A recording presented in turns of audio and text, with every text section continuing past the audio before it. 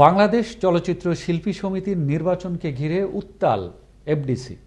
28 জানুয়ারি ছিল নির্বাচন। এদিন এফডিসিতে প্রবেশ করতে দেওয়া হয়নি চলচ্চিত্রের প্রথিতযশা খ্যাতিমান ব্যক্তিদের।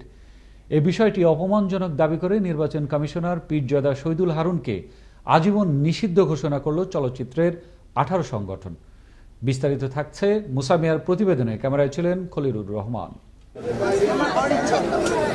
বাংলাদেশ চলচ্চিত্র শিল্পী সমিতির 28 জানুয়ারি নির্বাচনকে ঘিরে 17টি সংগঠনকে প্রবেশ করতে না দেওয়ায় রোববার সকালে বাংলাদেশ চলচ্চিত্র পরিচালক সমিতির সভাপতি সোহানুর রহমান সোহান সকল সংগঠনের পক্ষে মানববন্ধন করেন ও এফডিসির ব্যবস্থাপনা পরিচালক নুসহাত ইয়াসমিনের কুশপুত্তলিকা দাহ করে সাংবাদিকদের সামনে বক্তব্য রাখেন। অপরদিকে বিএফডিসির ব্যবস্থাপনা পরিচালক নুসহাত ইয়াসমিন নিজের দোষ অস্বীকার করে সাংবাদিকদের বিভিন্ন প্রশ্নের উত্তর দেন।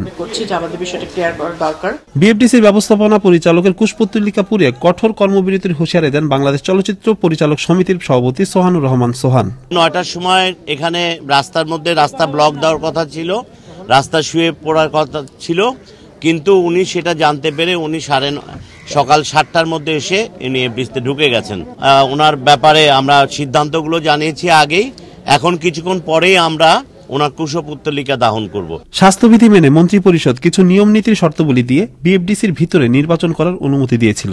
100 জনের বেশি লোকজন সমাবেত হতে পারবে না বলে প্রজ্ঞাপন দেওয়া হয়েছিল বলে জানান এই ব্যবস্থাপনা পরিচালক। এই নির্বাচনের সাথে বিএফডিসির সম্পর্কটা হচ্ছে ওনার নির্বাচন কমিশনারের তরফ থেকে একটা পত্র দেওয়া হয়েছিল আমাদেরকে, যেন বিএফডিসির ভিতরে নির্বাচনটা করা যায় সেটার অনুমতির জন্য। যে মন্ত্রী পরিষদ বিভাগ থেকে যে সমস্ত সার্কুলার জারি হয়েছে কোভিড সংক্রান্ত সাবধানতার জন্য, সেটাকে মাথায় রেখে আমরা কয়েকটি শর্ত দিয়ে তাদেরকে এখানে নির্বাচন অনুষ্ঠানের অনুমতি দিয়েছিলাম ব্যবহার করার জন্য আমরা চিফ ইলেকশন কমিশনার বরাবর।